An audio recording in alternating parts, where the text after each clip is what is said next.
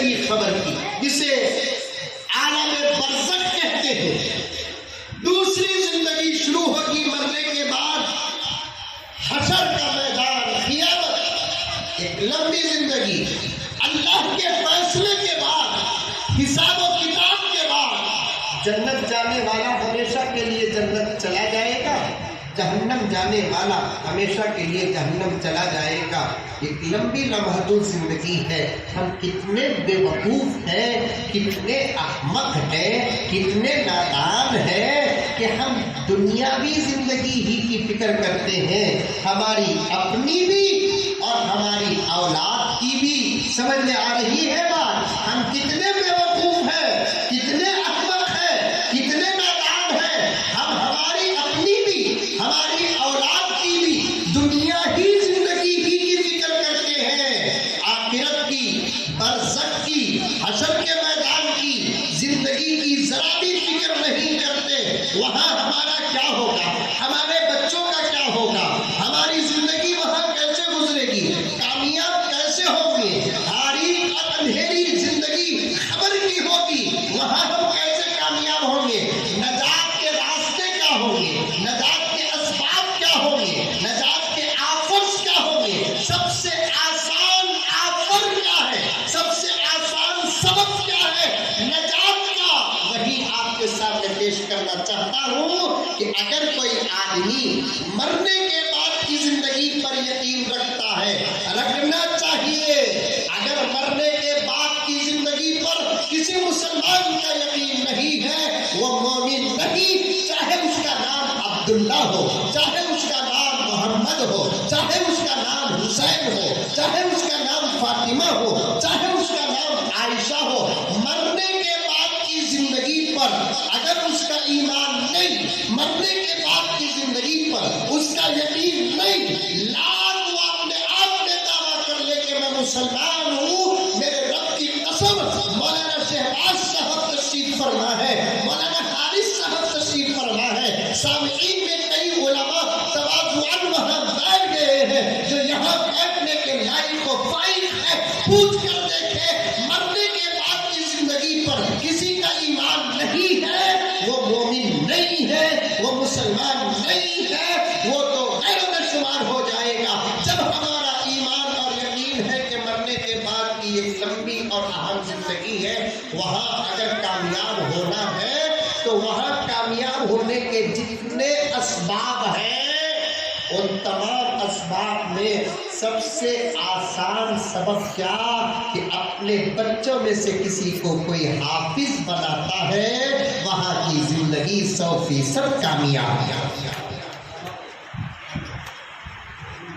یہی آسان طریقہ، اپنے بچوں میں سے اگر کوئی کسی ایک بچے کو بھی حافظ بناتا ہے، وہاں کی زندگی کامیاب۔ یوم لا ينفع مال ولا بنون،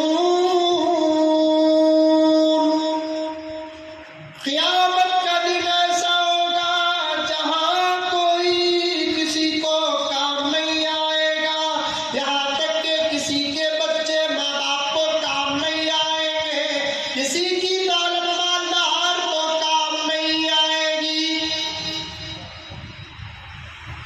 تفسیر میں آتا ہے یہاں اولاد اور مال عام حکم ہے، لیکن وہ بچے ضرور کام آئیں گے جن کے بچے حافظ قرآن ہیں، وہ بچے کام آئیں گے جن کے بچے حافظ قرآن ہیں۔ اسی لیے کسی شاعر نے کہا، شہباز صاحب اجازت دے تو پیش کر دو، ہر عمل زیست کا تم منشأ قرآن رکھنا۔ کیا تمہیں بولو رے باپ، تمہیں رکھو باپ۔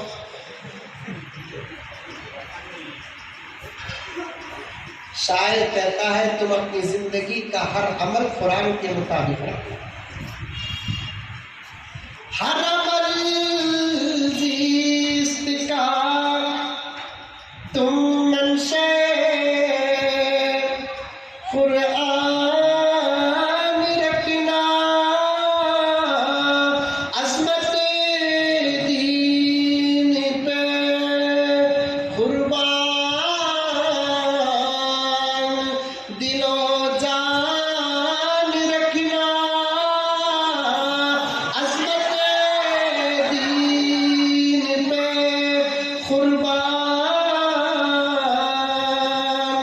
دل و جان رکھنا، خود ہی بن جائیں گے، بڑا پیارا شعر ہے یہ، خود ہی بن جائیں گے اسباب تیری بخشش کے۔ شاعر کہتا ہے بخشش کے اسباب بنانے کی ضرورت نہیں، خود بن جائیں گے، یہ ایک شخص خود ہی بن جائیں گے اسباب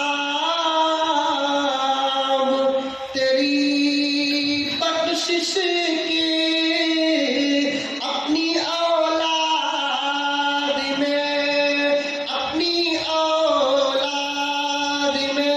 یک حافظ قرآن رکھنا، اپنی اولاد میں یک حافظ قرآن رکھنا۔ ہمیں ہمارے بچوں کو انجینئر بنانا چاہتے ہیں، بناؤ شوق سے، مجبور رکاوٹ کروں۔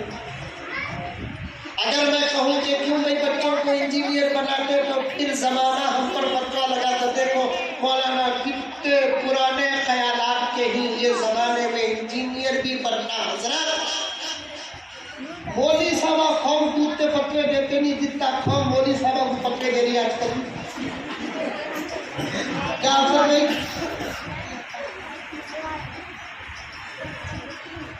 بھائی اپنے بچے کو تم انجینئر بنانا چاہتے ہیں، بناؤ، لائق بنانا ہے، بناؤ، لائق بناؤ، ڈاکٹر بنانا ہے، بناؤ شوق سے اپنے بچے کو ڈاکٹر، پروفیسر بنانا ہے، بناؤ اپنے بچوں کو پروفیسر۔ کوئی مولانا ایسے نہیں کہ جو آپ کے بچے کو انجینئر بنانے سے روکے، لیکن میرے ایک سوال کا جواب دو، اس انجینئر بچے سے آپ کو دنیا اور آخرت میں کتنا فائدہ ملے گا، یہ تو حساب بتاؤ۔ اس ڈاکٹر بچے سے دنیا اور آخرت میں ڈاکٹر کے ماں باپ کو کتنا فائدہ ملے گا، یہ تو بتاؤ۔ میں ایک اولڈ ایج ہوم کو گیا جہاں بوڑھوں کو چاکر ڈال دیا جاتا ہے، بوڑھے، بہت رونا آیا اس اولڈ ایج ہوم کو جا کر۔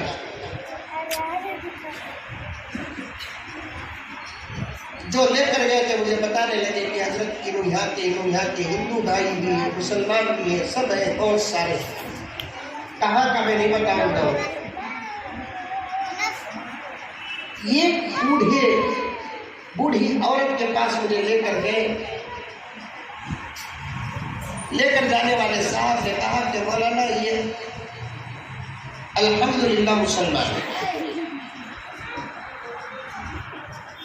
مولانا ان کا خاندان و پریوار بھی ہے۔ پھر اس کے بعد کہنے لگے کہ مولانا ان کے بچے بھی ہیں اور ان کے تمام بچے ایجوکیٹڈ اور پڑھے لکھے اعلیٰ تعلیم یافتہ ہیں، ایک بچہ تو ڈاکٹر ہے۔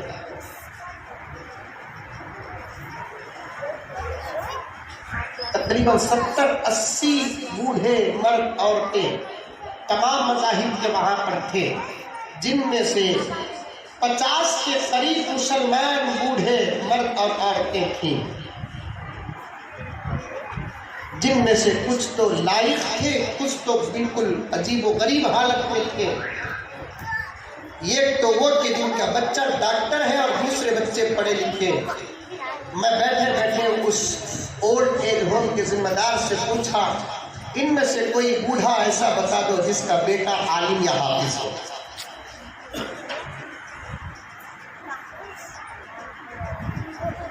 جس کا بیٹا عالم یا حافظ ہو. یاد رکھو اپنے بچوں کو دین کی تعلیم دو, قرآن کی تعلیم دو. دنیا کی تعلیم اگر نہ دے تب بھی دنیا مل جائے گی.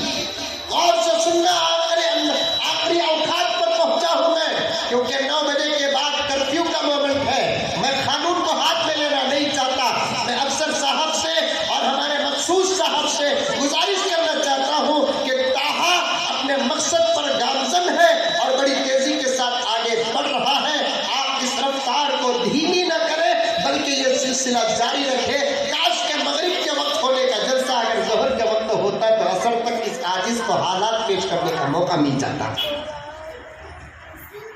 اب قوم کو دعوت دے دے کر بلانے کی ضرورت ہے. لاک ڈاؤن, کرونا, کرفیو, فلاں حادثوں کی وجہ سے مسجدوں سے رشتے ٹوٹ گئے, علماء سے رشتے ٹوٹ گئے, بیانات سے رشتے ٹوٹ گئے, تقریروں سے رشتے ٹوٹ گئے, اور علماء کی مجلسوں اور محفلوں سے رشتے ٹوٹ گئے, قرآن سے رشتہ ٹوٹ گیا, جس کی وجہ سے آج ہماری نسلیں شراب کی عادی ہو گئی, زنا کی عادی ہو گئی. کہیں کہیں جا کر آپ دیکھیں گے قتل و غارت گیری کا بازار گرم ہے.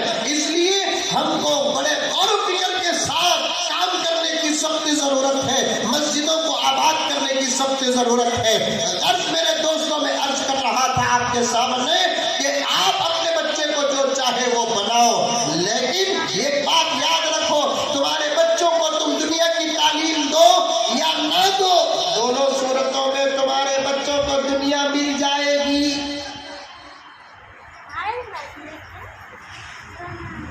قاری طیب علیہ الرحمہ نے فرمایا دنیا تو اللہ تعالیٰ اپنے دشمنوں کو دیتے ہیں, بقدر ضرورت محمد کے غلاموں کو نہیں دیں گے. دنیا اللہ تعالیٰ اس کے منکر اور اس کا انکار کرنے والوں کو دیتے ہیں, اور ان کا کلمہ, اس کے نبی کا کلمہ, اس کی وحدانیت و توحید اور اس کے نبی کی رسالت پر ایمان لانے والوں کو نہیں دیں گے.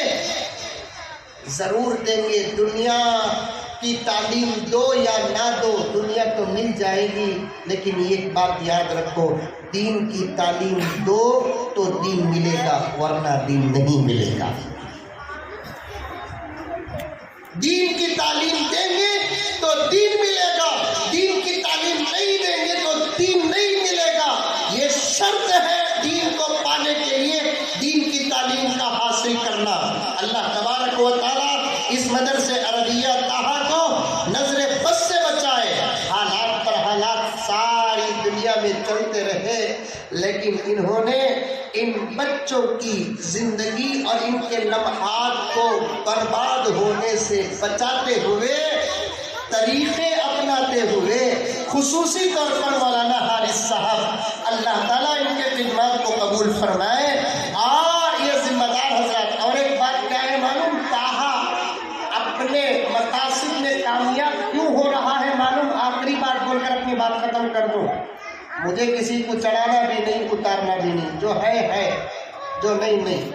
طاہا مسجد اور مدرسہ اپنے مقاصد میں کامیاب اس لیے ہو رہا ہے یہاں کے ذمہ داروں کا, یہاں کے علماء کے ساتھ, یہاں کے علماء کا یہاں کے ذمہ داروں کے ساتھ عجیب و غریب بے مثال جوڑ ہے. یہ جوڑ اگر ہر مسجد میں آ گیا تو ہر مسجد سے وہی کام ہوگا جو مسجد طاہا سے ہوتا ہے. مولانا حارث صاحب کرتے ہیں کام, یہ حضرات سمجھتے ہیں یہ ان کا کام ہے, کیا اچھا کیا خراب, کیا صحیح کیا غلط, یہ ان کا, ہمیں اس میں مداخلت نہیں کرنا, نہیں کرتے. انہوں اگر اپنا کوئی کام کرتے ہیں تو یہ مداخلت نہیں کرتے, کیونکہ یہ ان کا کام ہے. یہ فین کہیں کو نکالے, یہ لائٹ کہیں کو نکالے, یوں نہیں پوچھتے یہ بچے کو کہیں کو جمائے, یہ بچے کو کہیں کو نکالے, یہ حضرت کو کہیں کو جمائے یہ حضرت کو کہیں کو نکالے، کیوں نہیں پوچھتے؟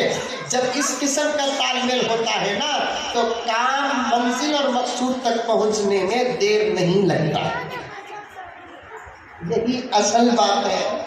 ورنہ بعض مسجدوں میں کل بھی ایک جگہ گیا تھا افسر بھائی، وہاں پر مسجد کے ذمہ داروں کو بھی اور علماء کے درمیان میں مجھے کچھ بات کرنے کے لیے بٹھا دیے. ڈرتے ڈرتے مولانا بات کیا. میں بات کی شروع میں ایک مثال سے دیا، کیسا دیا کہ بھئی آج کل مسجد کے ذمہ دارہ مسجد کو امام لانے تک ہے نا کیسے رہتے ہیں؟ بولے تو بیٹے کے اماں باوا ساس سسرے کی حالت میں رہتے.